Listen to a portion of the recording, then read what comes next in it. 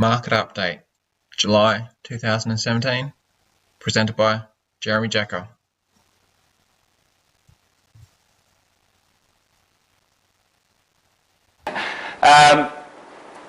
First of all, let's just have a quick, I've added these in the last few slides. I think it's good just to keep a very quick snapshot of what's going on nationally.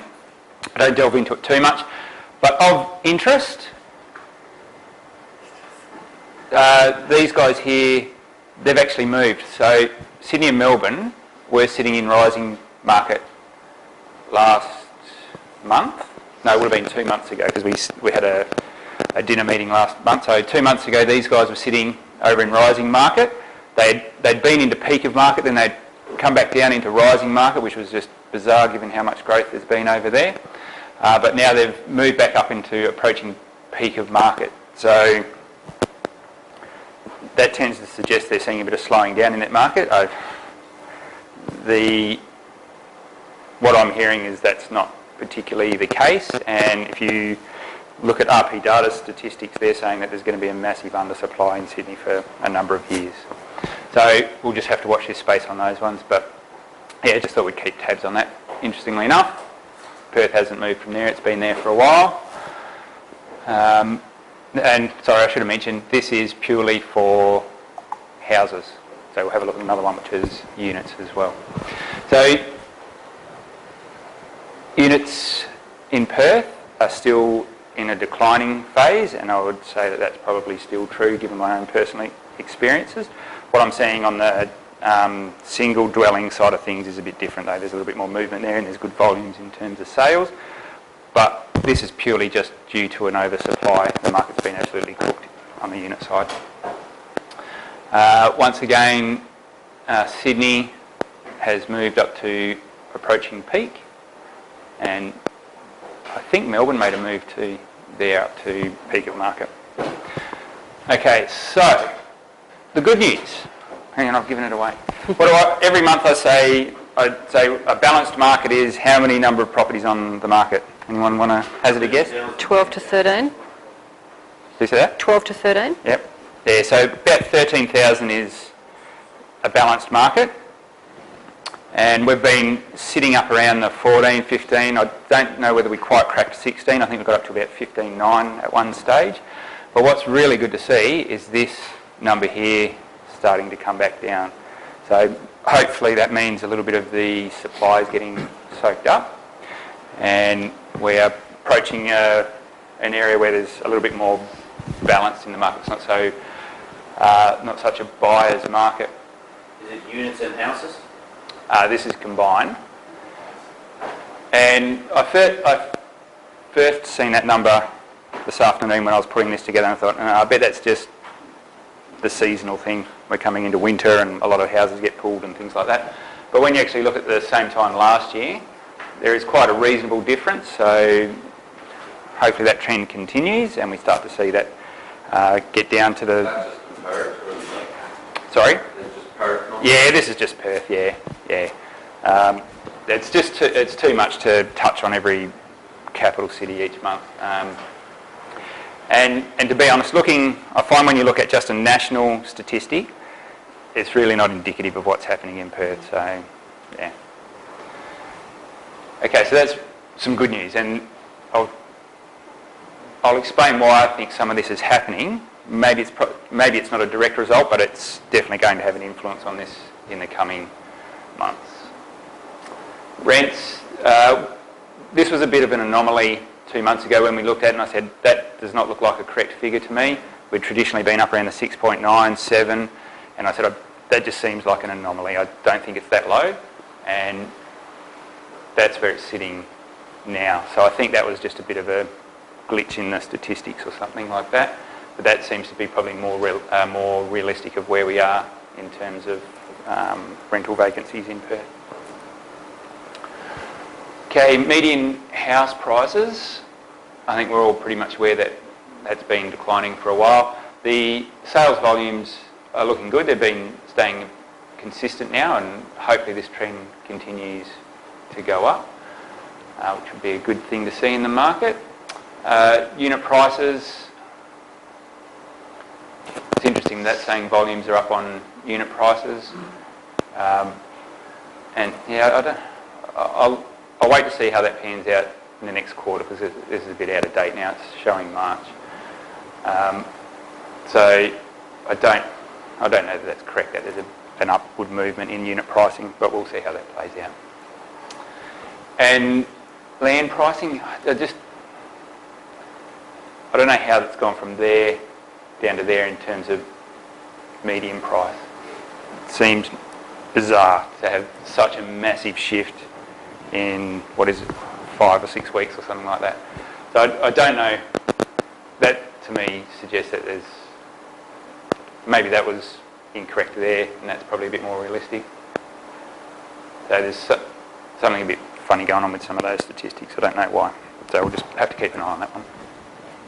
Okay, so some good news that we're seeing. I don't know if you guys are noticing this, but mainstream press is now starting to pick up on a few things, and instead of running doom and gloom, they're now flipping a little bit and running some good news stories. And if it was just one, you'd go, oh yeah, a bit of an anomaly, but there seems to be this sort of sentiment coming out from multiple industries. What's of interest is, so this is a little bit of a price prediction for 17 to 20, and they're saying that Perth will get a bit of an uplift. It's a bit fuzzy, I think that's 3%, not too sure. What's interesting is that they're still putting the unit price as going down, so there's still definitely downward pressure on the units, and that's due to a couple of things: the oversupply, and to be honest, I think we went too far one way and we were creating these little boxes, and I think the reality is people don't want to live in little boxes like that. They're just too small. I think they want something a little bit more substantial, so that demand is not getting soaked up for them. Okay, so according to this and a few other articles we're seeing, the property has bottomed. This is another good one to see. So this is not just about property. Now we're looking across the whole segment. So WA's unemployment rate falls to the lowest level in a year. I think it was 2 or 3 months ago I gave a more in-depth market update, and I said the main thing that drives house pricing in WA, or anywhere in particular, is population movement and demand from population, and the thing that drives population movement is jobs. So jobs availability will bring an influx of people into the state. So it's good to see things like that happening. Hopefully there's a little bit of a turn in the WA economy. Once again, just another thing, optimism about Perth prices in the market. So it's good to see that that's getting out there, and it's sort of a self-fulfilling prophecy in a lot of ways. When everyone's doom and gloom, their hands are in their pocket, they're not spending. But as sentiment improves, people free up their cash from their pockets a little bit. They're a little bit more buoyant and positive towards investment opportunities and things like that. So it has a big flow-on effect when you're seeing things like this in the general mass media. Should you listen to it and make all your investment decisions on it? Probably not, but that's what most people look at, and that's the sentiment that drives most people. You're an investor, so you need to see through that and cut through that and make your own decisions and form your own opinions on the market. Office market recovery signs. Why would an office market recover? Yep, you need somewhere to house your office staff and give them jobs and things like that. So that's hopefully an indication that there is more employment coming through. Boom in jobs for WA engineers, with a surge in activity in the mining sector. It's good to see things like that. So it's not just, we're not just looking at one thing that was said about properties, we're looking across all the industries and everyone's saying there's things happening. Okay, so Craig alluded to a conversation we had with someone today who's in the machinery hire business. When I say machinery hire, so trucks, haulage, loaders, so heavy machinery that's used out in mining and on other projects, roadworks, things like that. And he has said it's just going absolutely gangbusters for his business at the moment. He's a pretty switched on guy. He's been doing it for a number of years now, and he was smart enough to read when there was a downturn coming. he sits at the pointy end of what drives the WA economy, which is the resources and things like that. So he's the first to see, when everyone goes, mate, I don't need your trucks, you can have them all back. He's going, oh, wow, this is all winding back, so everything's coming to a close in terms of what projects are running. And he was smart enough, he sold off a lot of his fleet at that point in time. Now he's saying he's ramping up and he can't keep up with the demand. He's buying another 20 mil worth of equipment today. He was doing that. So he's got trucks getting built and everything. He's just trying to keep up with the demand that's coming through. So that's really positive to see things like that coming from guys that are at the pointy end of the supply side. And I can also tell you the things that I'm seeing through my involvement with a couple of resources projects is that there's a lot going on out in the Briar Basin where everyone's ramping up. They're pegging out a lot of ground. If they peg out a lot of ground, they're committed to doing exploration works. They have to meet exploration budgets. So that means they'll be sending drill rigs out there with guys working on drill rigs. So there's a lot happening, which is good to see. Okay, so what does it all mean for us as investors?